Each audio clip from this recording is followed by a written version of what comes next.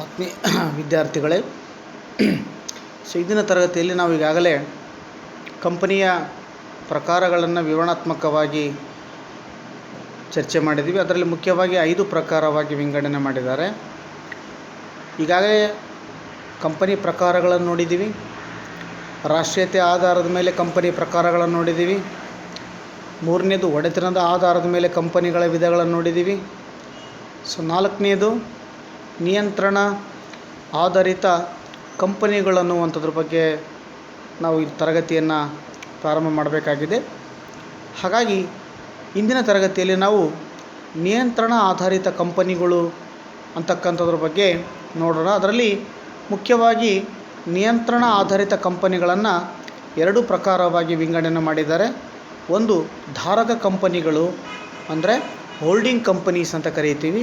ಎರಡನೇದು ಸಹವರ್ತಿ ಕಂಪನಿ ಅಂತ ಕರೀತಾರೆ, ಅದನ್ನು ಸಬ್ಸಿಡರಿ ಕಂಪನೀಸ್ ಅಂತ ಕರೀತಾ ಬರ್ತೀವಿ.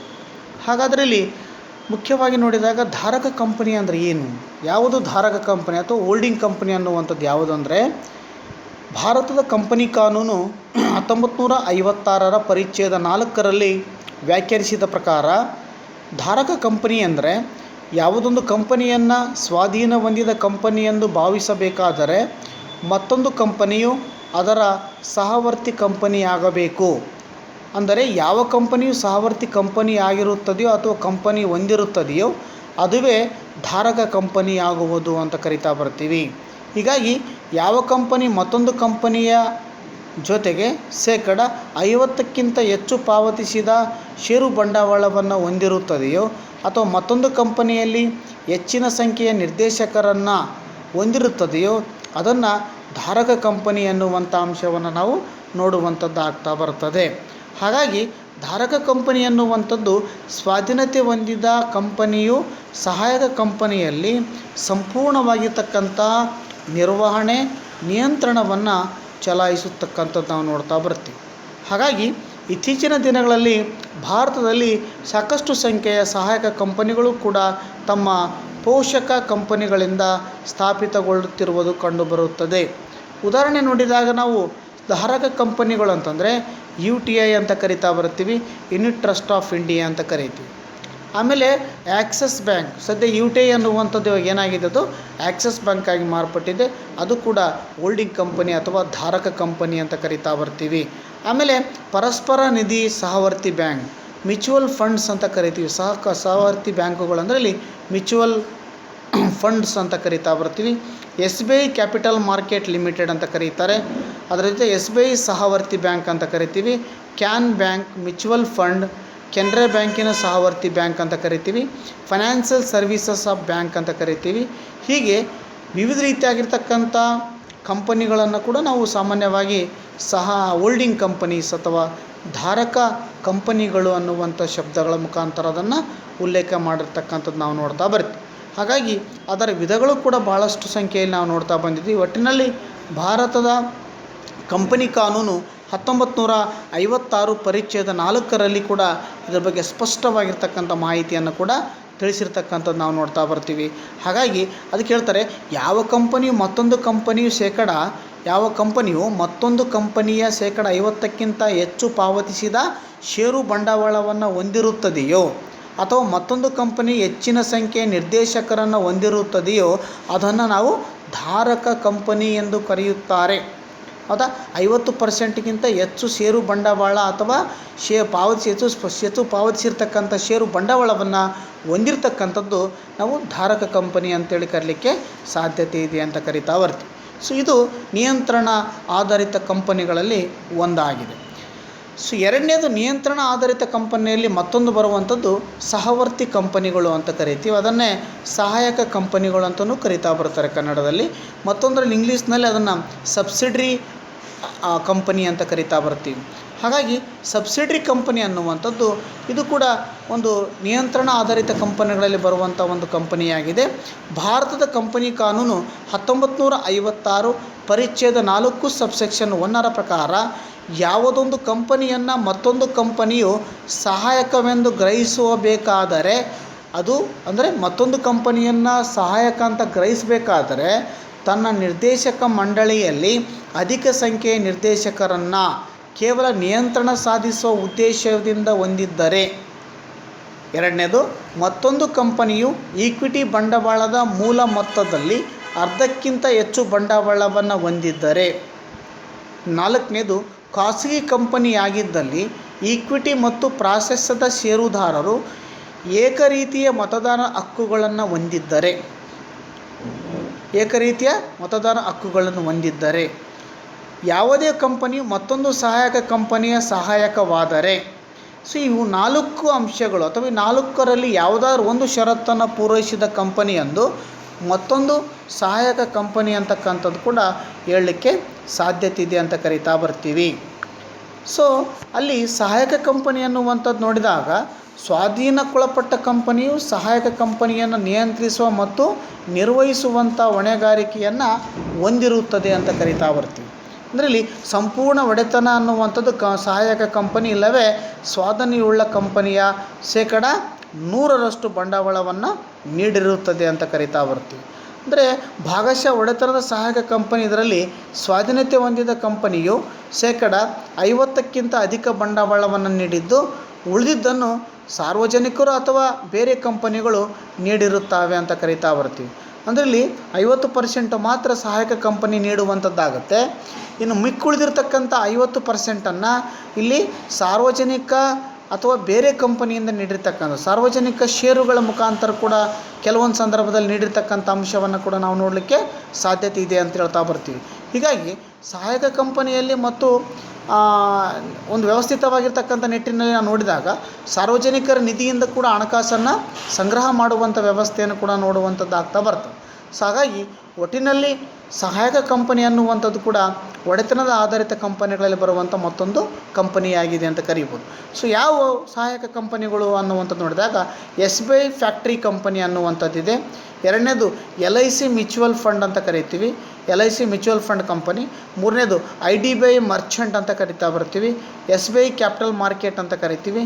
ಆಮೇಲೆ ಬ್ಯಾಂಕ್ ಆಫ್ ಕಂಪನಿ ಅಂತ ಕರಿತೀವಿ, bank of Baroda capital markets ಅಂತ ಕರಿತೀವಿ. ಹೀಗೆ ಹಲವಾರು ರೀತಿಯ ಕಂಪನಿಗಳು, ಹಲವಾರು ಮುಂತಾದ ಕಂಪನಿಗಳನ್ನು ನಾವೇನಂತ ಕರಿತೀವಿ ಅಂದರೆ ಇಲ್ಲಿ ಸಹಾಯಕ ಕಂಪನಿಗಳು ಎಂದು ಕರೆಯುತ್ತೇವೆ. ಕೊನೆಯದಾಗಿ ಕಂಪನಿಯ ಪ್ರಕಾರಗಳಲ್ಲಿ ಬರ್ತಕ್ಕಂಥ 5ನೇ ಅಂಶ ಅಂದರೆ ಇತರೆ ಕಂಪನಿಗಳು ಅಂತ ಕರಿತಾ ಬರ್ತೀವಿ. ಸೊ ಇತರೆ ಕಂಪನಿಗಳನ್ನು ಮುಖ್ಯವಾಗಿ 3 ಪ್ರಕಾರಗಳಲ್ಲಿ ಮಾಡಿದ್ದಾರೆ. ಗ್ರಾಹಕ ಕಂಪನಿಗಳು, ಇನ್ನು ಒಂದು ಅನುಮತಿ ಪಡೆದ ಕಂಪನಿಗಳು, ಮೂರನೇದು ಏಕವ್ಯಕ್ತಿ ಕಂಪನಿಗಳು ಅಂತ ಕರೀತಾರೆ. ಸೊ ಫಸ್ಟ್ನೇದು ಗ್ರಹೀತ ಕಂಪನಿಗಳು ಅಥವಾ ಡೀಮ್ಡ್ ಕಂಪನೀಸ್ ಅಂತ ಕರಿತೀವಿ ಇಂಗ್ಲೀಷ್ನಲ್ಲಿ ನಾವು. ಡೀಮ್ಡ್ ಕಂಪನೀಸ್ ಅನ್ನುವಂಥದ್ದು ಇತರೆ ಕಂಪನಿಗಳಲ್ಲಿ ಬರುವಂಥ ಮತ್ತೊಂದು ಕಂಪನಿಯ ಪ್ರಕಾರಗಳಲ್ಲಿ ಒಂದಾಗಿರುವಂಥದ್ದು. ಹಾಗಾಗಿ ಡೀಮ್ಡ್ ಕಂಪನಿ ಅಥವಾ ಗ್ರಹೀತ ಕಂಪನಿ ಎಂದರೆ ಯಾವುದೊಂದು ಸಂಸ್ಥೆ ಅಥವಾ ಸಂಘಟನೆಯನ್ನು ಕಂಪನಿ ಎಂದು ಗ್ರಹಿಸುವುದು ಅಥವಾ ಭಾವಿಸುವುದು ಎಂದರ್ಥ. ಹಾಗೆಯೇ ತಿಳಿದುಕೊಳ್ಳುವುದು ಕೂಡ.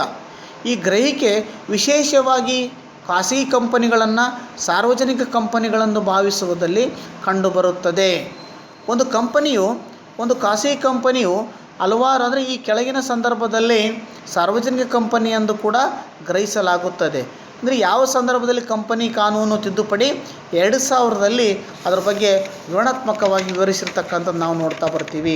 ಹಾಗಾದರೆ ಯಾವುದು ಗ್ರಹೀತ ಕಂಪನಿ ಅನ್ನುವಂಥದ್ದು ನೋಡಿದಾಗ ಯಾವುದೇ ಖಾಸಗಿ ಕಂಪನಿಯಲ್ಲಿ 25%ಕ್ಕಿಂತ ಅಧಿಕ ಷೇರು ಬಂಡವಾಳವನ್ನು ಹೊಂದಿ ಹಲವು ಕಂಪನಿಗಳು ಸಾರ್ವಜನಿಕ ಕಂಪನಿಯಾಗಿದ್ದರೆ ಅಥವಾ ಷರತ್ತುಗೊಳಪಟ್ಟು ಸಾರ್ವಜನಿಕ ಕಂಪನಿಯೆಂದು ಗ್ರಹಿಸಲಾಗತಕ್ಕಂಥದ್ದು ಒಂದು. ಎರಡನೇದು, ಯಾವುದೇ ಸಾರ್ವಜನಿಕ ಕಂಪನಿಯಲ್ಲಿನ ಷೇರು ಬಂಡವಾಳದಲ್ಲಿ 25%ಕ್ಕಿಂತ ಕಡಿಮೆ ಇಲ್ಲದಷ್ಟು ಷೇರು ಬಂಡವಾಳವನ್ನು ಖಾಸಗಿ ಕಂಪನಿಗಳು ಹೊಂದುವಂತಾದರೆ ಖಾಸಗಿ ಕಂಪನಿ ಸಾರ್ವಜನಿಕ ಕಂಪನಿ ಎಂದು ಗ್ರಹಿಕೆ ಆಗ್ತಕ್ಕಂಥದ್ದು ನಾವು ನೋಡ್ತಾ ಬರ್ತೀವಿ. ಒಟ್ಟಿನಲ್ಲಿ ಕಂಪನಿಯ ಜಾಹೀರಾತು ನೀಡೋದ್ರ ಮೂಲಕ ಠೇವಣಿಗಳನ್ನು ಆಹ್ವಾನಿಸಿದಾಗ ಯಾವ ಸಂದರ್ಭದಲ್ಲಿ ನಾವು ಗ್ರಹೀತ ಕಂಪನಿಗಳನ್ನು ನೋಡ್ಬೋದು ಅಂದರೆ ಕಂಪನಿ ಜಾಹೀರಾತು ನೀಡೋದ್ರ ಮುಖಾಂತರ ಠೇವಣಿಗಳನ್ನು ಆಹ್ವಾನಿಸಿದಾಗಿರ್ಬೋದು. ಖಾಸಗಿ ಕಂಪನಿಯಲ್ಲಿ 25% ಬಂಡವಾಳವನ್ನು ಸಾರ್ವಜನಿಕ ಕಂಪನಿಗಳು ಹೊಂದಿದಾಗ ಕೂಡ ಕೆಲವೊಂದು ಸಂದರ್ಭದಲ್ಲಿ ನಾವು ರಹಿತ ಕಂಪನಿಗಳನ್ನು ನೋಡುವಂಥ ಸಂದರ್ಭಗಳು ನಮಗೆ ಆಗುವಂಥದ್ದಾಗ್ತಾ ಬರ್ತದೆ. ಎರಡನೇದು, ಅನುಮತಿ ಪಡೆದ ಕಂಪನಿ ಅಂತ ಕರಿತೀವಿ. ಅನುಮತಿ ಪಡೆದ ಕಂಪನಿ ಅನ್ನುವಂಥದ್ದು ಭಾರತದ ಕಂಪನಿ ಕಾನೂನು 1956 ಪರಿಚ್ಛೇದ 25ರಂತೆ ಅನುಮತಿ ಪಡೆದ ಕಂಪನಿ ಎಂದರೆ ಕಲೆ, ಸಂಸ್ಕೃತಿ, ದತ್ತಿ, ವಿಜ್ಞಾನ, ಧರ್ಮ, ಕ್ರೀಡೆ ಮುಂತಾದವುಗಳನ್ನು ಅಭಿವೃದ್ಧಿಗೊಳಿಸಲು ಪ್ರಾರಂಭಿಸಿರ್ತಕ್ಕಂಥ ಕಂಪನಿಗಳನ್ನು ನಾವು ಅನುಮತಿ ಪಡೆದ ಕಂಪನಿ ಎಂದು ಕರೆಯುತ್ತೇವೆ.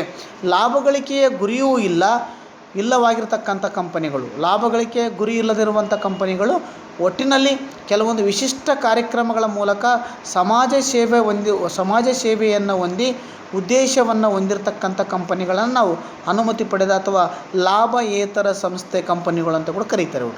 ಲಾಭಯೇತರ ಸಂಸ್ಥೆಯ ಕಂಪನಿಗಳು. ಈ ಕಂಪನಿಗಳಿಗೆ ಶಾಸನಬದ್ಧ ಅನುಮತಿ ನೀಡಲಾಗಿರುತ್ತದೆ.